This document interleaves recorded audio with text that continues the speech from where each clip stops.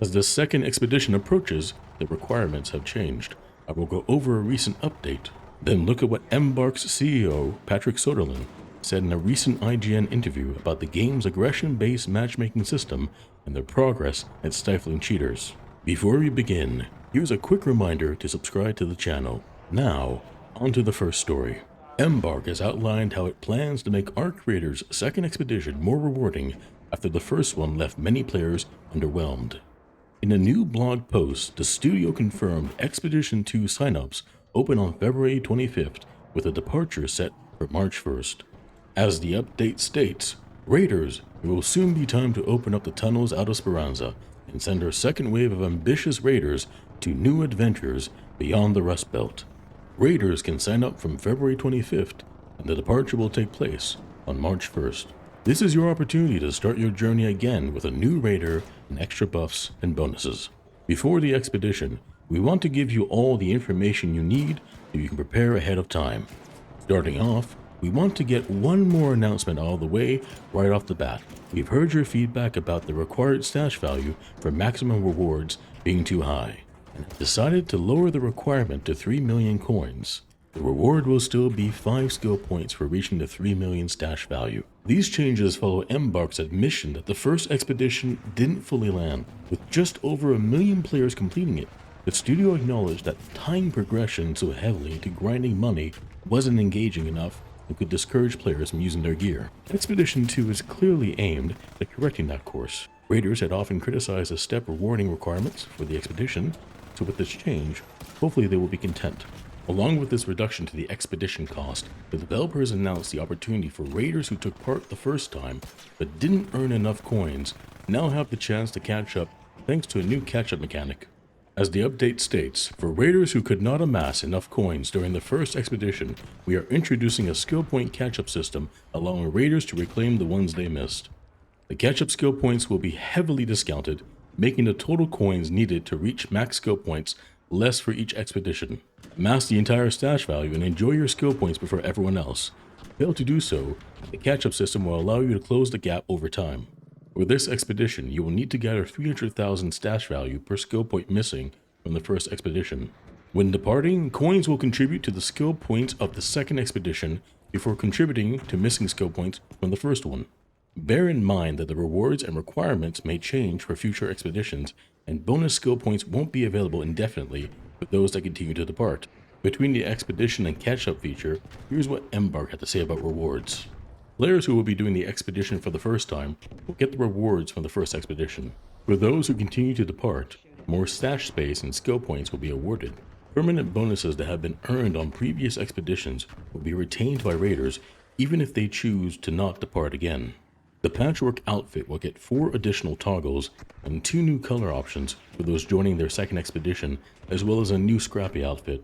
Buffs will stack for those who continue to depart on consecutive expeditions, but will be reset for those who decide not to depart again. The trophy display project, along with your cosmetics, any Raider deck progress, unlocked map regions, leaderboard position and trials, codex entries, and Raider tokens will not be affected by the expedition.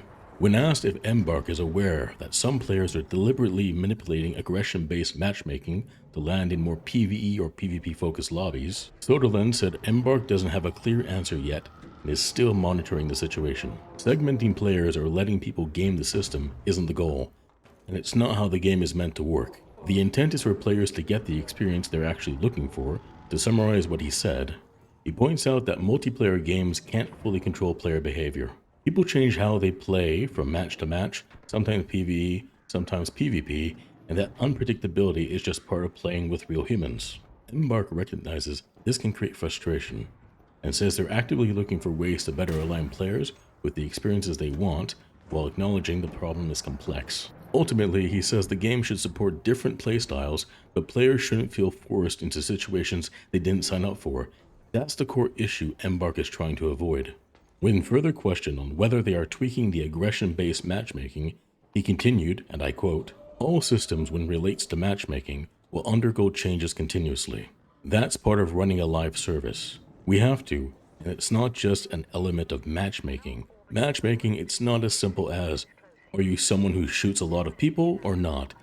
It is far more sophisticated than that. The PvP, the PvE aspect of it, is a small portion of it. There are other aspects, and then we need to take into consideration, how do you play the game? How good are you? You obviously shoot a lot of arc enemies.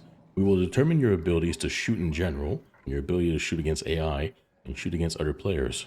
Matchmaking is a complex system as a whole, and as a developer, pretty hard to get right. I've been working with matchmaking systems for the majority of my video game career, all the way from Battlefield to a bunch of different games. Frankly, some of the first multiplayer games, no one even knew what matchmaking was. It was like, play the game, have fun. Then as games and multiplayer games evolved over time, it obviously became a necessity. It's a formula of many things, where PvE and PvP is one aspect of them. And all of it gets continuously tweaked, of course. There are probably other systems that we are working on, or that we probably should be working on, that will be added as well. For our final topic, let's go over what Söderlund had to say about cheaters, because it's a big concern. As you probably know, about a month ago, clips spread of cheaters, and players spoke up about how it was hurting their experience of the game.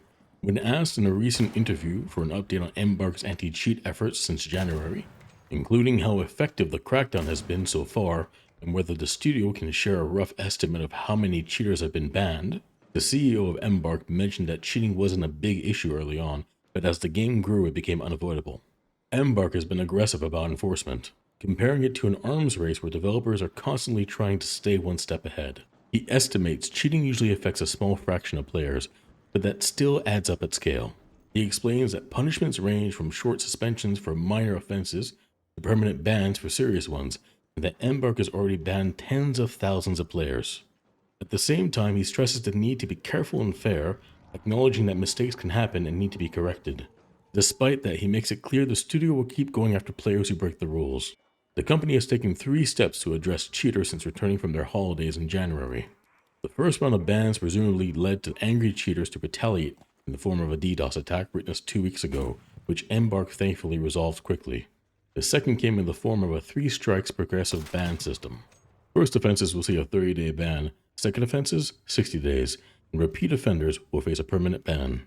The third step recently came in the form of a ban for Steam family sharing abuse. Any restrictions now apply to all accounts linked to the shared license. If one account is banned, every account in that family group gets the same restriction, and the license owner can no longer share the game.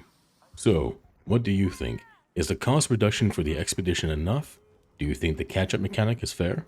Is their method for discouraging cheating going to be effective now that it drags family members into the penalty? Let me know in the comments. Thanks for watching. If you enjoyed the video, be sure to subscribe, leave a like, and comment. You can catch me live on Twitch and follow me on Twitter. Links are in the description. Thank you again for watching, and I hope to see you again next time. Take care.